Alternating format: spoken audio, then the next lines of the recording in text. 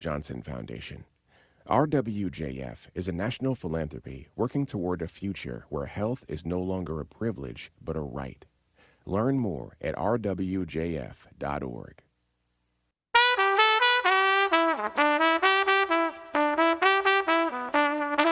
This is Charlotte Talks. I'm Mike Collins. Yesterday was election day for municipal offices in Charlotte, city council races, and for the mayor. They were all on the ballot in a contest usually marked by low voter turnout. This time, however, early voting indicated more people going to the polls than in the past in an election that will decide who will run in November and, in some cases, who will gain or retain seats on council even before that election. We're going to go through all of the results of yesterday's votes, examine the place local elections hold in our current political landscape, and how the timing of those elections can often affect turnout a little bit later on. But first, we must spend some time on an event that happened several weeks ago when a 23-year-old Ukrainian immigrant, Irina Zarutska, was stabbed to death on a Lynx Blue Line train in South End near the Camden Road station. In the aftermath, several city council members expressed concerns about Kat's safety precautions. The mayor sent thoughts and prayers to the woman's family and friends. But since that time, city leaders have been relatively quiet, and now the incident is receiving national attention.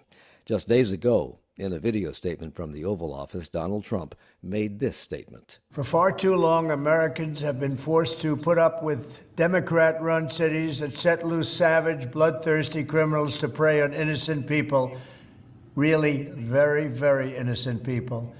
In every place, they control radical left judges, politicians, and activists, and they've adopted a policy of catch and release for thugs and killers. In Charlotte, North Carolina, we saw the results of these policies when a 23-year-old woman who came here from Ukraine met her bloody end on a public train. Crime, as we all know, is a focus of the Trump administration, and he has sent National Guardsmen and troops to Washington, D.C., Los Angeles, and Chicago with the promise to send them to other cities in the future. And yesterday, the United States Department of Justice federally charged the alleged attacker with Attorney General Pam Bondi promising to seek the maximum penalty for this unforgivable act of violence. Her words, also saying, quote, he will never see or never again see the light of day as a free man. Because this is now national, even international news, and because we haven't heard much from city leaders about this, we invited the mayor, Kat's interim CEO Brett Cagle, and CMPD Chief Johnny Jennings to appear on this program today. All declined. But later in the hour, we will hear from Mecklenburg County DA Spencer Merriweather to discuss crime and the workings of law enforcement and the judicial system and the role they have played and can play in reducing crime. Meanwhile, WFAE political reporter Steve Harrison has been covering this extensively for us, and he joins us now. Good morning, Steve. First of all, this happened on the Blue Line on August 22nd. For those who may not be familiar because they were on vacation or something, recap briefly what happened.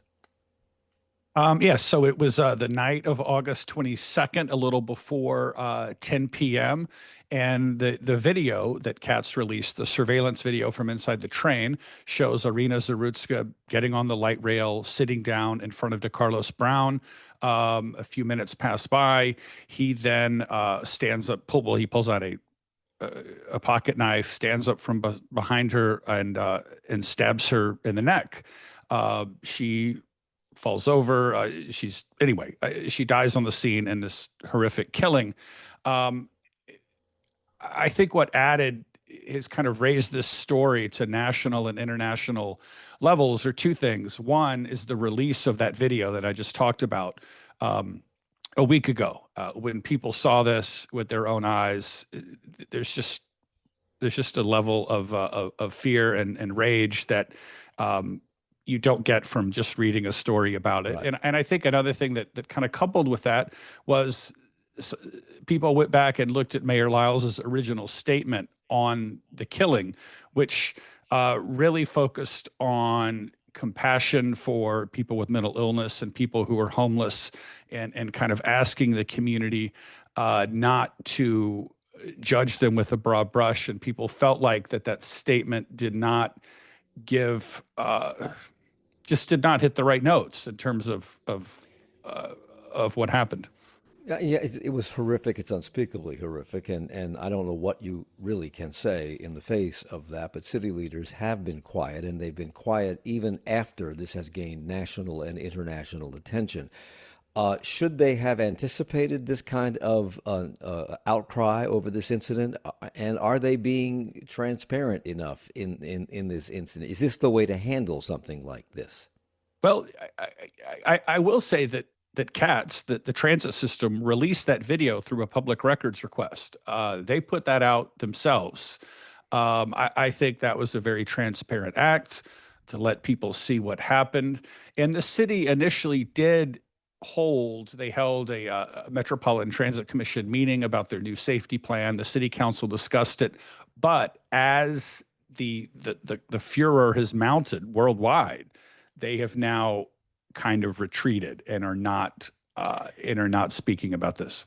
As we heard in that clip from Donald Trump a few seconds ago, obviously crime is one of the key cornerstones, tent poles of his administration, and he has characterized and painted with a very broad brush a hellish landscape in the United States, particularly in Democratic-controlled cities where crime is running rampant and you can't go outside. None of that is true, but this incident has also provoked U.S. Secretary of Transportation Sean Duffy to post a statement on X saying, quote, "The Democratic Party at every level, politicians, academics, nonprofits, is organized around the defense and protection of the criminal, the monstrous, and the depraved." Is that hyperbole, or is there a scintilla of truth to any of that? Obviously, I think there's a tremendous amount of hyperbole in that. But among Republicans and conservatives, there's been a frustration and a belief for a long time that over the last 10 years, there has been, in terms of criminal justice, a movement toward policing with a lighter touch, a movement to eliminate or reduce cash bail. So there is some truth in that there has been a movement over the last 8 or 9 years toward criminal justice reform, and Republicans and conservatives believe it has had negative consequences. And Sean Duffy, the Secretary of Transportation, went on to say that Charlotte Mayor Vi Lyles doesn't want the media to show you the ugly truth, apparently referring to her social media post thanking the media for their discretion locally for some of them did not show the tape or the stills. Couldn't the same thing be said of our not showing video of these violent school shootings? Because it seems to me that if you did show that video, the reaction would be similar to this, maybe worse. Yeah, I think that's a fair statement, and I think it's important to remember that. I mean, there's been talk about Republicans politicizing this murder. I think it's important to remember, Mike, as you just talked about, in the case of school shootings, Democrats immediately move to talk about gun control, and Republicans kind of pivot to talk about mental health, and I think constituents and voters want their leaders. I mean, they want them to politicize this. They want change. They want efforts. Just as Democrats want gun control in the wake of school shootings, Republicans want tougher policies on crime in the wake of something like the Lynx Blue Line murder. One of the early reactions to this shooting was on the part of many on city council was how this might affect the voters going to the polls in November to vote yes or no on the sales tax referendum to expand our transit system. And Sean Duffy, the Secretary of Transportation, will play, one would presume, a key role in any federal government deliberation over awarding our city billions of dollars in grants for light rail if voters approve this plan. Does anyone have any idea of the likely impact on the administration of this, either the president or Sean Duffy or Stephen Miller? And I add Stephen Miller to the list because he made a social media post blaming Democrats at every level, judges, politicians, academics, nonprofits, for working to protect and enable the defense of the monstrous and depraved. I think one of the questions will be, let's say if the tax does pass in November, the timeline, these transit projects move so slowly. Katz won't be going to ask the federal government in 6 months or a year for billions of dollars. So we might have a whole new administration by then. But in just speaking of the transit sales tax, all of the things that have come out, there's so many investigations going on now. Sean Duffy, you just mentioned, he's launched an investigation into Katz's safety procedures. Others are talking about proposing legislation. This is going to be in the news for a long time. I mean, this is not just going to burn out this week. And evidently, the state auditor is getting involved with an investigation as well. The Charlotte-Mecklenburg Fraternal Order of Police, and we talked about this a couple of weeks ago, posted a statement on Facebook following the city council meeting that came in the aftermath of this, at which several members expressed concerns over transit safety and over how this might impact the referendum in November. And the FOP posted a statement on Facebook reading, "To Charlotte voters, do not be fooled. We need new leadership starting at the top." And they criticized the mayor for coddling the man responsible and asserting that she should have spoken about the lack of resources the city provides for serious mental health issues. Of course, this was in advance of an election that the mayor soundly won, and we'll talk about that later in the program. But is mental health a city responsibility? Isn't that a state and county responsibility? Yeah, that is not in the city's wheelhouse, something that they do. The mayor I believe it was on Monday of this week, issued a new statement after the first two that she made on social media were so thoroughly criticized. And in that, she put the blame on the judicial system, on Mecklenburg judges and magistrates, whom she said are letting criminals, catch and, I don't know if she used the words catch and release, but essentially catch and release. And the FOP responded and said, look, we have been complaining about this for years, and we were met with crickets that you did not respond to us and bring it up, et cetera. Now, this is a difficult thing because the judicial system is not under the purview of the mayor, but it's all a system that kind of works together, and you will see governments invite other governments for summits and roundtables, et cetera, to try and talk about problems. And in the last 5 or 6 years or so, the Charlotte City Council and the mayor, it's just not something they've been particularly interested in talking about. I don't remember this being an issue that they've brought everyone together. So, yeah. DeCarlos Brown is the alleged perpetrator of this incident. He was almost immediately arrested by police because he was standing on the train platform when they arrived.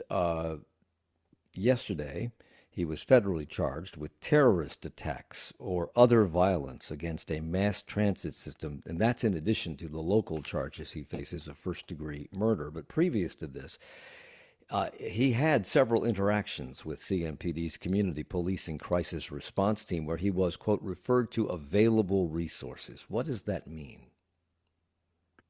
That is a good question, Mike, in terms of what happened in 2025. I believe it was in January he was arrested for misuse of a 911 system. He was the police at the time noted concerns about his mental stability. In July, a judge ordered a competency evaluation, but it wasn't completed, and he remained free. I think this is a difficult one because the arrest earlier this year for misusing the 911 system is a misdemeanor. That is a difficult, I guess what I'm saying, it's not a clear-cut situation where he was, say, arrested for armed robbery and then released without bail. I mean, that did not happen in 2025.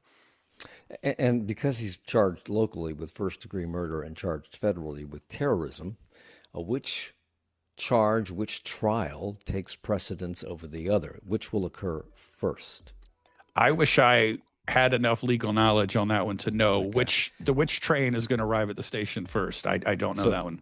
Maybe we'll ask that of Spencer Merriweather, our Mecklenburg County District Attorney, because he will be on here in just 90 seconds to talk more about how we approach crime and the prosecution of crime and the challenges faced by the judicial system in Charlotte, Mecklenburg, and throughout North Carolina. When we come back, it's Charlotte Talks on WFAE. Tomorrow on Charlotte Talks, the conversation around transgender people often centers around fear. Ben Green takes a different approach.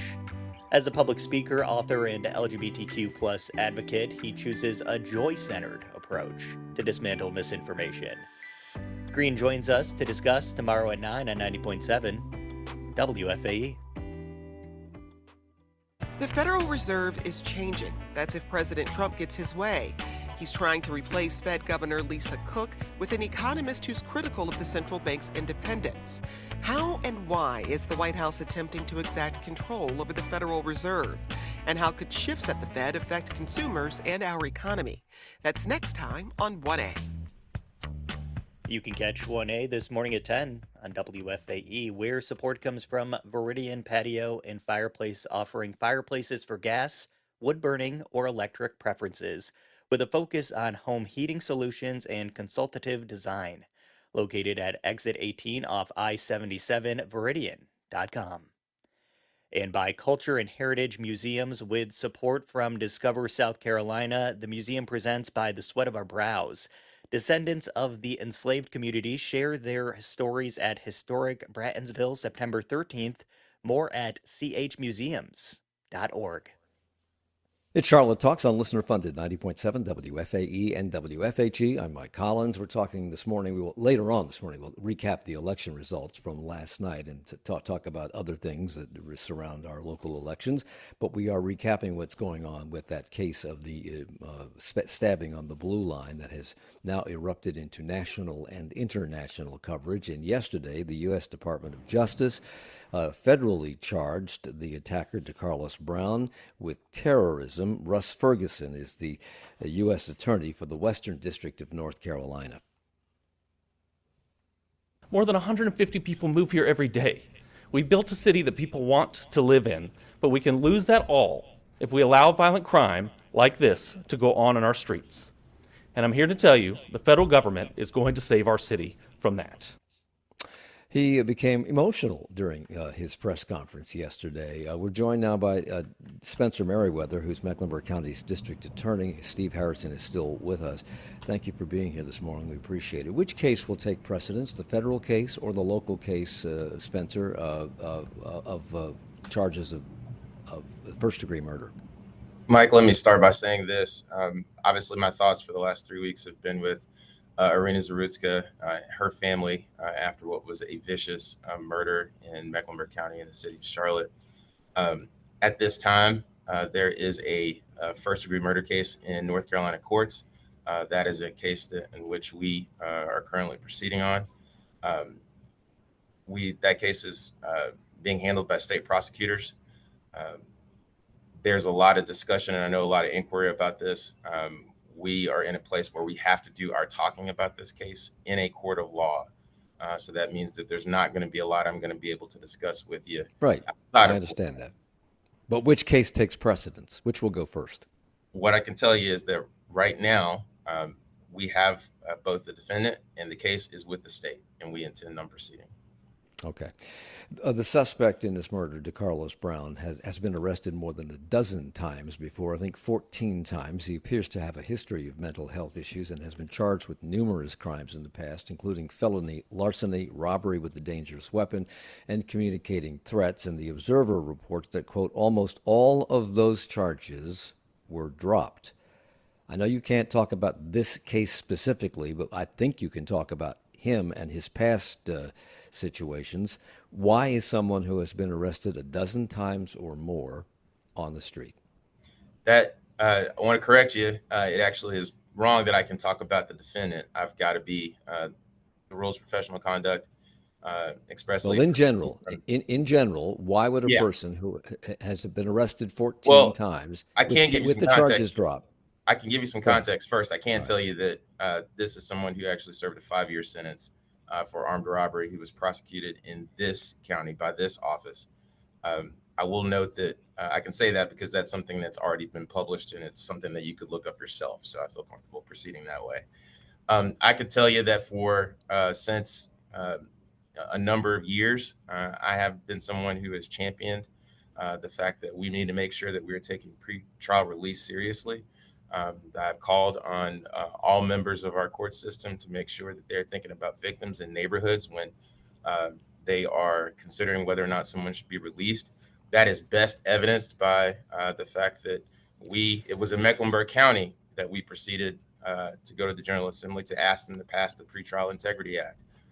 You'll remember that a whole list of folks who commit violent crimes that we made it so that judges are the ones that hear whether or not, or hear their bond hearings in open court so that victims can be heard from.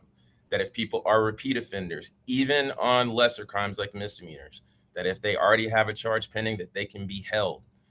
Yes, there are things that we want to do to make sure that people can be held in custody when they pose a danger.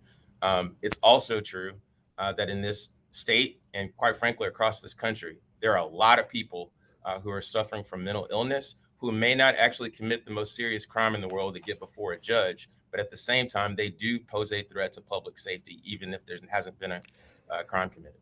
When somebody, and the mayor and others have alluded to the fact that the alleged perpetrator of this incident has mental health problems or has had them in the past, what are the laws surrounding those with mental health issues who also commit crimes or threaten other people with crimes? What can prosecutors and courts do and not do? Well, there's a couple things. First of all, when an officer in the street or even a civilian interacts someone who they believe is going to be a threat to themselves or a threat to others, there's obviously a civil procedure called involuntary commitment, but that is a high standard. If for some reason that high standard is not met and someone sees that criminal activity is afoot, someone's committed a violation of criminal law, then at that point, they will go before the court. If there is some suggestion to the court that this is someone who's suffering from mental illness, and usually the first way that manifests itself is through their conversation with their defense counsel. And their defense counsel may very well ask whether or not, or whether that person can be evaluated to see whether they have the mental capacity to stand trial. That's usually the first question that we have to face when proceeding with prosecutions. That can take a while. I can tell you that locally it takes a lot less time than it used to because there are some local forensic evaluation programs, which has shortened some of that time. But there is a significant backlog of folks. What I want to make sure that I'm stressing with you, however, is that whether or not there are serious crimes that are committed, misdemeanors that are committed, or no crime at all, there still continues to be a terrible mental health issue around not only in this county, but across the country, where there are a lot of people walking the streets who still pose a threat to public safety. And there isn't, especially in this jurisdiction, there's not the kind of facilities, there's not the kind of infrastructure that we need in this community in order to be able to treat that and to make sure that we're keeping our entire community safe from folks who pose a threat to public safety. So mental health and the availability of treatment is one problem. The other problem is that we do have in this jurisdiction and around the country, evidently, evidence of repeat offenders being out on the streets when perhaps some people would think they should be in jail. And this is how Donald Trump referred to this incident and the problem of criminals on our streets, even after multiple arrests during his recent video posts. She was slaughtered by a deranged monster who was roaming free after 14 prior arrests. We cannot allow a depraved criminal element of violent repeat offenders to continue spreading destruction and death throughout our country. We have to respond with force and strength. We have to be vicious just like they are. It's the only thing they understand. What's your response to his remarks and his suggested approach to solving this problem? My response is that in this office, that we have given special concentration in the way that we have proceeded against people who are repeat offenders and habitual felons, of using enhanced sentences to try to keep this community safe, and using the evidence that we have and partnering with law enforcement to make sure that we're holding people accountable. What it takes to have that happen is the strength of law. Where those enhancements exist, we use them. It takes evidence. Where that evidence exists, we use them. And we will use them to keep this community safe. But that does not absolve us of our responsibility to make sure that we are following the law. That does not absolve us of our responsibility to make sure that prosecutors are going into a court of law, making the arguments that the public expects from us. We will continue to do that. That is a responsibility that I've had as a prosecutor in this office for over 18 years, going on 19. And that's the very responsibility and obligation that I will hold going into this next year. Here's something else that Trump said during that recent video release. 24 of the top 25 most dangerous cities in America are run by Democrat mayors. And it's time to stop this madness. The people of our country need to insist on protection, safety, law, and order. We'll do what has to be done because we're going to make America safe again, and that includes our big cities. We're going to make those cities safe. It is true that 24 of the top 25 most populous cities are run by Democratic mayors, a list that Charlotte is on. But we are not on the list of the 30 U.S. cities that have the highest number of crimes. Yet he made that assertion when talking about us. Is he helping or hurting your efforts with comments like those?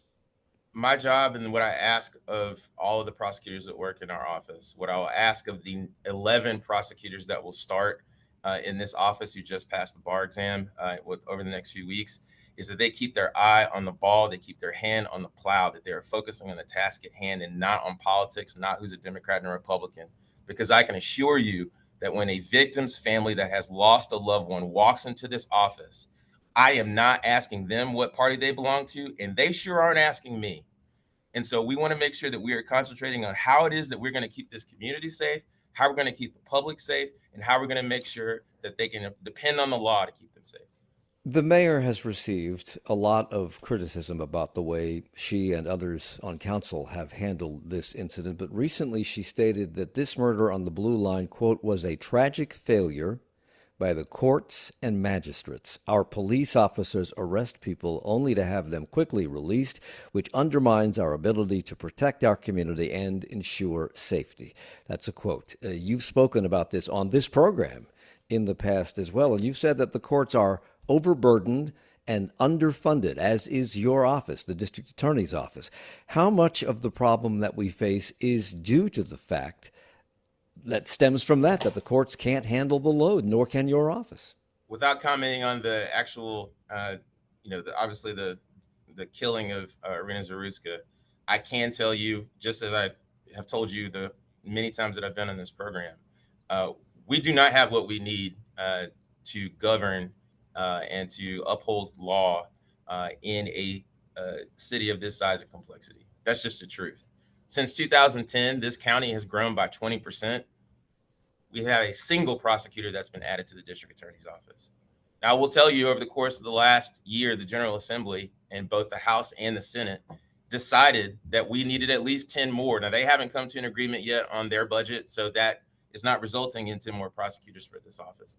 But they understood the problem. And so we need to make sure that we are doing more, not just for prosecutors, but quite frankly, for judges, for courtrooms, magistrates. We are still in a system where just last year, the salary for magistrate judges just got raised to $56,000. They still do not have to be attorneys, which I think most people, when they find out that that's a reality, think that's crazy, especially in a city, again, with our complexity and facing the kind of challenges that we do. And a lot of times, if I understand the system correctly, and correct me if I'm wrong, please, magistrates are the ones deciding whether or not an accused defendant can be released on bond or have to serve some time in jail while awaiting trial. And last year, a WBTV report indicated that magistrates, they kind of back up what you just said, magistrates in the state, not just here, have few qualifications and little oversight, but more power than similar judicial officials in other states. Is that the case? What we try to do with the Pretrial Integrity Act is make sure that we brought this stuff into the light of day. It's not just the fact that it's someone without a law degree who's making that decision. It's also the fact that it happens in the basement or in a lower level of a detention center or a jail.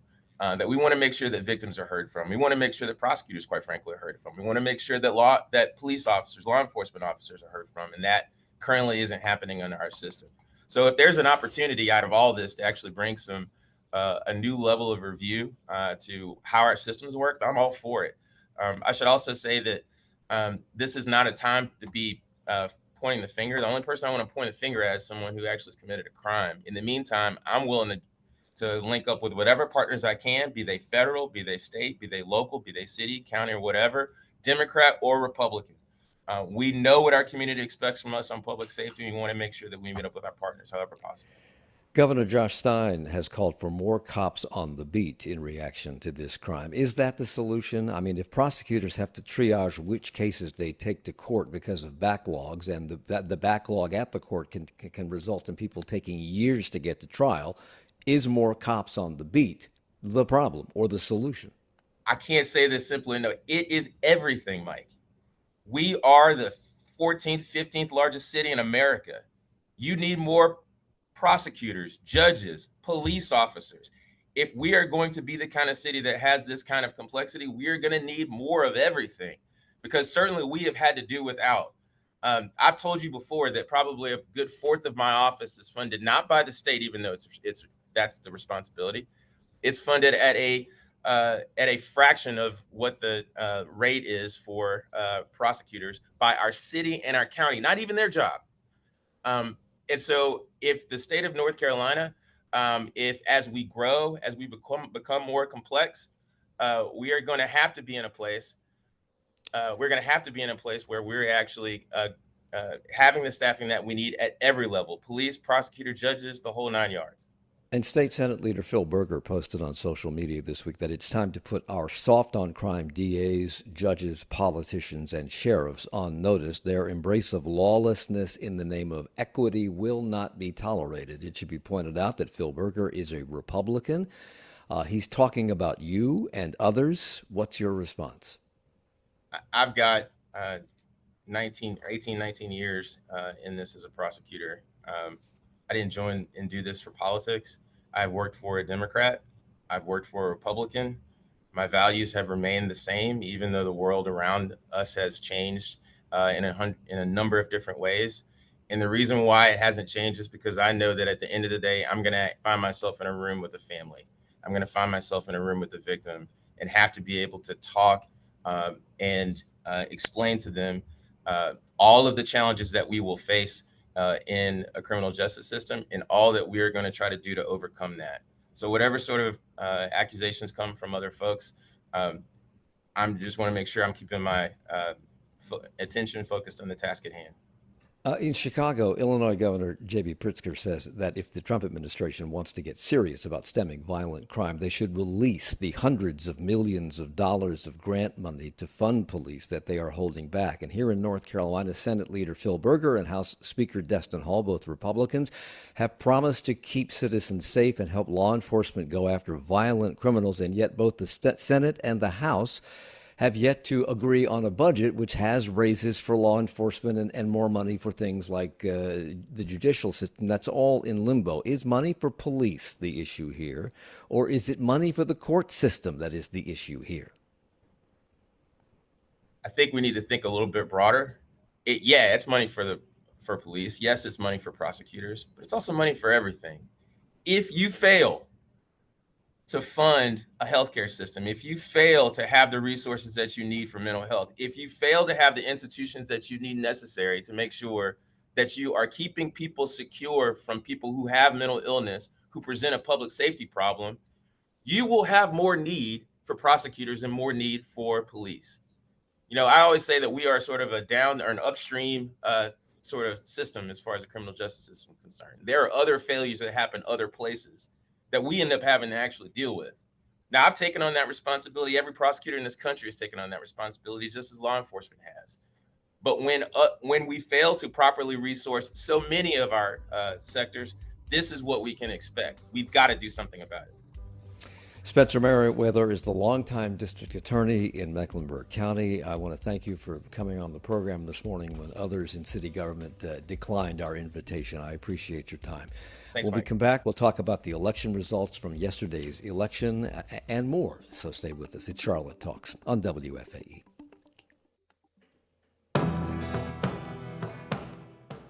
Coming up on 1A, we explore the fight between President Trump and the Federal Reserve. How do the Trump administration's proposed changes threaten the system's independence, and what effect could changes at the Fed have on the U.S. economy? That's in 20 minutes on WFAE.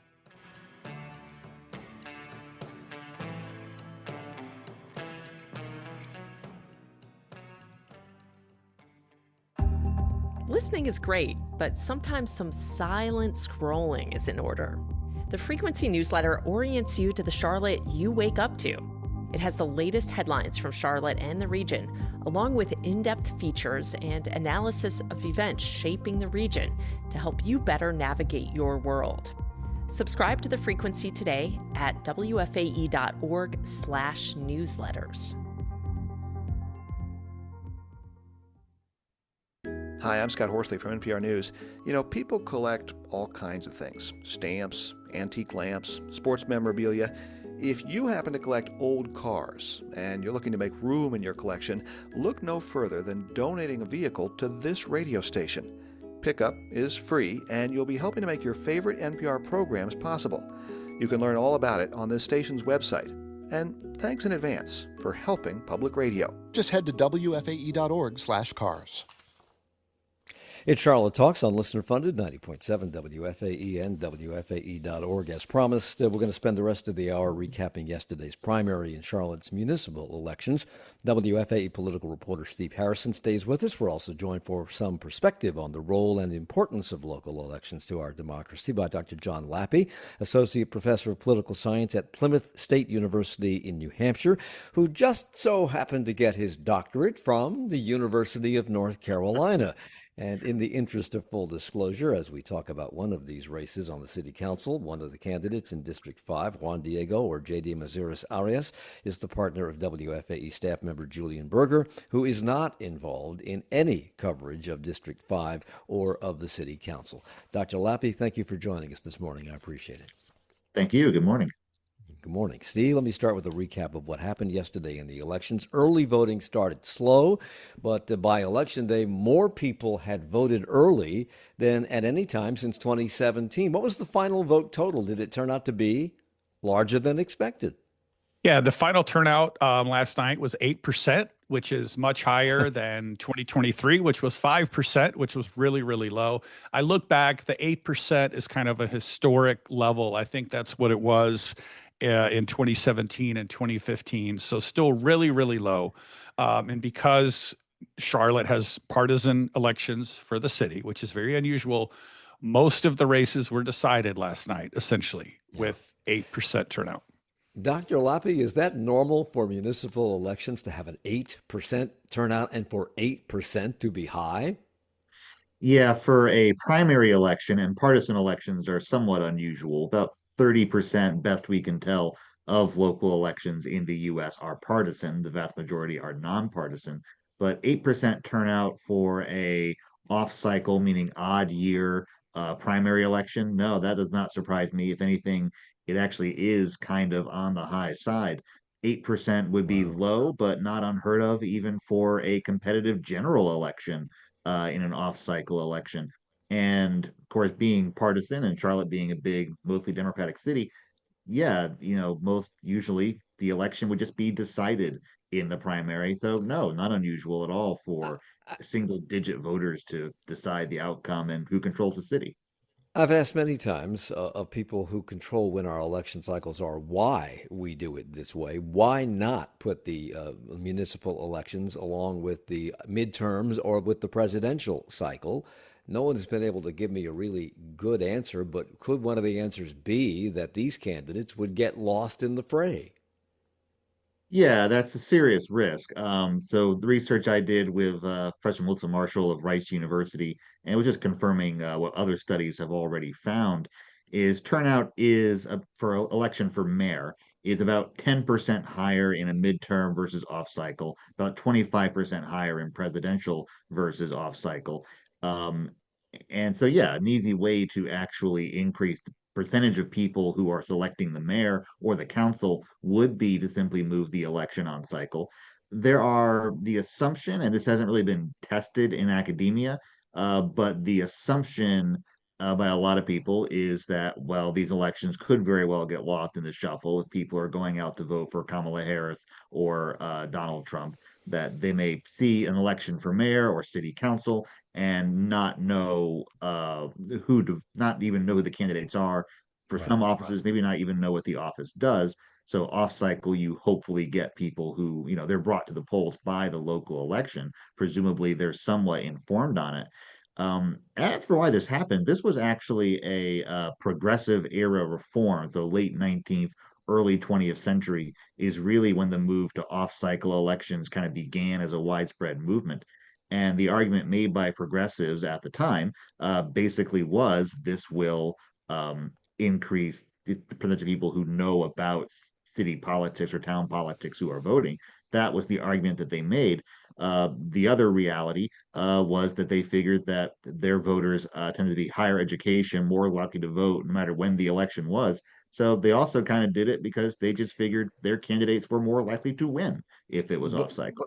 but voter turnout is traditionally low in these municipal off-year elections, and in our case, in Charlotte, most of the incumbents have now been reelected. We'll talk about that in a second, and many times it's the usual suspects who are running and who win in these elections. Is that part and parcel of why we have low voter turnout? Because no people know that it's a shoe-in, or is it a shoe-in because we have low voter turnout? Yeah, it's a vicious reinforcing cycle, most likely. Actually, we found that about half of local elections in the US are uncontested. That's less likely in a major city. You're more likely to get somebody to actually run. But about half of US local elections, there's just one candidate running, and you really don't have any incentive to come out and win. And, that's just uncontested. That's not even counting all the ones where it is a foregone conclusion.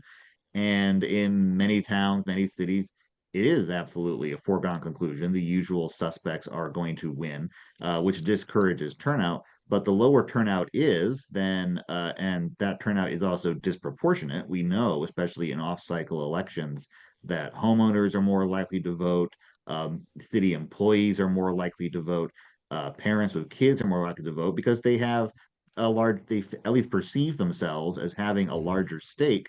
Yeah. So they are disproportionate number of voters, and candidates amenable to their interest win, and candidates who might represent other interests don't have a chance. I want to come back to that in a second, but Steve, political science professor Dr. Eric Heberlig at UNC Charlotte, a frequent guest on this program, says that people have questions over transparency in Charlotte city government, whether the government is spending their money appropriately. There's some level of controversy over money going into the Panther Stadium. And then, of course, there's the transportation tax referendum, which will be on the ballot in November. That wasn't on this ballot this time, but could these other issues have been driving people to the polls? Could that be one of the reasons why there was higher than the anticipated turnout? Yeah, I think those issues are definitely part of why we had more people come vote this time. I think also there were at the mayor's race was not competitive. The four at-large seats were there was really no excitement there, but there were some good races at the district level. In District 3, Tijuana Brown trying to win re-election while under federal indictment. There was a really close race in District 5 where J.D. Messuera Arias beat an incumbent. That is extremely rare. There was a race in District 4, a Republican race in District 6. So I think you had some of these overall issues, but also at the primary level, there were some good races this year with a lot of back and forth. So let's look at some of these individual races. The mayor's race, there's no question about the outcome here. Mayor Vilisle is going to probably get her fifth term in office, even though she will face a Republican in the November election. But she soundly beat everybody else by 75% in this race. No surprise there. Why does she have no significant competition? Um, I think that Mayor Lyles is just going to be very hard to beat in a Democratic primary. It's just there is so no serious candidates oppose her. Now, I think it's worth noting in her previous three elections, where she's been the incumbent, she's won with 85% of the vote. Last night, she won with 71. That's still overwhelming support, but I mean, there was a little bit of a softening, and I think probably some of the issues we've talked about, the Panther Stadium, et cetera, did chip away a bit, but again, in no danger of losing. So what will that mean in November? Because she'll be up against Republican Terry Donovan and Libertarian Rob Yates. I don't think they have a great deal of name recognition, but what will these misgivings that may have led to her decline in percentage point against fellow Democrats mean against other parties in November? I suppose it could be slightly higher. The opposition could get slightly higher, but in this city, only 19% of the registered voters are Republican. Almost half are Democrats, and then unaffiliated the rest. That math just makes it really hard. I think the race to watch in November is the city council at large race. Could Edwin Peacock, a Republican, finish fourth and get one of the 4 seats? That's what he's hoping for. That'll be worth watching. But again, 19% of registered voters being a Republican. That's a tough place to start. I know, Dr. John Lappie, you're sitting in New Hampshire and don't know much about Charlotte local politics, but you should know, and maybe you do know, that Charlotte Mecklenburg is predominantly blue, and I think we only have 2 Republican elected officials on council and none on the Mecklenburg County Commission. And of course, the mayor here is Democratic. And yet, there are some growing dissatisfaction with how the city of Charlotte, at least, is handling transparency issues.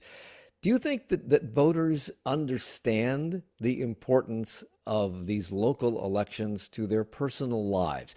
They tend to get more excited about who's running for president, maybe Senate, possibly governor.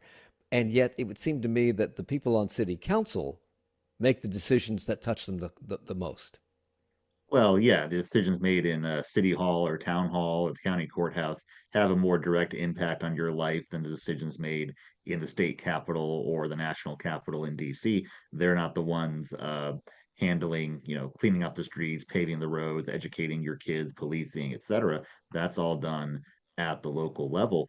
And it really is overlooked. Part of it is just that the more exciting issues are that people perceive as the more exciting issues tend to be handled at the state level and the federal level. That's what draws people into politics. The things that tend to divide us in our society the most usually are the least relevant at the local level, not so much in major cities, but especially in smaller towns, those issues just aren't really relevant. Like talking about abortion, for example, not really going to be relevant to policy in your average municipality. So people often don't perceive the importance of local elections. And the campaigns are also much less professional, especially in small towns. In a major city like Charlotte, you undoubtedly have more professional campaigning being done. But especially, in small towns where it's usually the candidates are doing this part-time, bringing along their teenage sons to campaign for them. I had to do that back in the day, my hometown. So it's just a lot less awareness that the election is even going on. Steve, the District 3 race got a lot of attention on City Council, primarily because the incumbent, Tijuana Brown, is under federal indictment and because she failed to gain the endorsement of the Black Political Caucus, which went to her challenger, the person who won this race, Joy Mayo. There was also another Democrat running in that race, Warren Turner. Was this a surprise to people? Because it seems to me that Tijuana Brown, although she says she's innocent, she said she was going to continue to run despite the indictment, seemed to have a lot of support in the community. No one asked her any questions at town hall meetings about this indictment. So is this a surprise? I don't think the fact that Joy Mayo won is a surprise. I think that her margin of victory is a bit I think that did catch people off guard. A lot of people in politics I spoke to thought the District 3 race would be a toss-up. And in fact, Joy Mayo almost got 50% in a 4-person race, which is really high. Tijuana Brown only got 25%. So not a surprise that Councilmember Brown lost, but the size of the defeat is noteworthy. And you were at Tijuana Brown headquarters last night. What was the mood there? No, I was not. I was with Councilmember Brown. Oh, it's okay. I was with Councilmember Brown on Saturday during early voting at West Regional. Okay. I don't know if anyone has heard from Councilmember Brown since last night. Okay. District 6 was the other race with a lot of people watching. This was the district formerly held by Republican City Councilman Tariq Bakari, who went to work for the Trump administration, he's no longer there, but he went to work there a few months ago. His wife, Krista, ran for the seat along with Sari Chakra. They're both Republicans. Neither has ever run for office before. Bakari has name recognition, and I guess that's reflected in the vote count, right? Yeah, absolutely. She got 75% of the vote. Krista Bakari did run for a state house seat in 2024. So she has a little bit of familiarity with voters, or voters have familiarity with her. She will face Democrat Kimberly Owens in November. And this is the District 6 seat used to be solidly Republican. Now it's a toss-up seat. And Tariq Bakari was a thorn in the mayor's side, and she kind of pricked the consciousness of many Democrats on city council. And Krista Bakari, who won the race last night in the primary at least, did something very similar. We have to stop looking at our council and voting just Democrats. And we have to put Republican voices on that council to make sure there is accountability, transparency, and that we are putting public safety first. Okay. Is that what she's going to run on? Yeah, I think so. I mean, yeah, absolutely. I think you'll hear a lot about public safety over the next 2 months, especially after what happened on the Leaks Blue Line. She will hammer home the idea of the city not being transparent. So yes, the Krista Bakari will be a very similar council. I mean, probably smooth off some of Tariq Bakari's rough edges, but the core of the message will be very similar. In District 1, incumbent Mayor Pro Tem Dante Anderson faced Charlene Henderson. In District 4, incumbent Renee Johnson faced Will Russell. District 5, incumbent Marjorie Molina went up against J.D. Missouri Arias. The winner of all three of these primary races automatically wins in November. The only upset, to my knowledge, correct me if I'm wrong, was Arias. He won in District 5, correct? Yeah, that's right. This was the nastiest race on the ballot last night. It was a really contentious race, in part because of the airport vote earlier this year, when the city council and Marjorie Molina voted against studying, ways to improve the working conditions and pay of airport workers. And here's what Arias had to say after his victory. I think our message resonated, that this was a people-powered campaign rooted in love, honesty, and integrity, but most importantly, a deep love for East Charlotte that put people over profits. Now, the margin of victory is tiny. It's like 37 votes. Is there likely to be a recount? Is he being premature here? Councilmember Molina can request a recount. There's still 200 provisional ballots out citywide. So you divide that by 7. There's probably 25 or so in that district. But recounts usually don't change that much. I wish I had more time, Professor Lappie, for your first time on this program, but this program has morphed and changed so many times over the last 24 hours that we are completely out of it.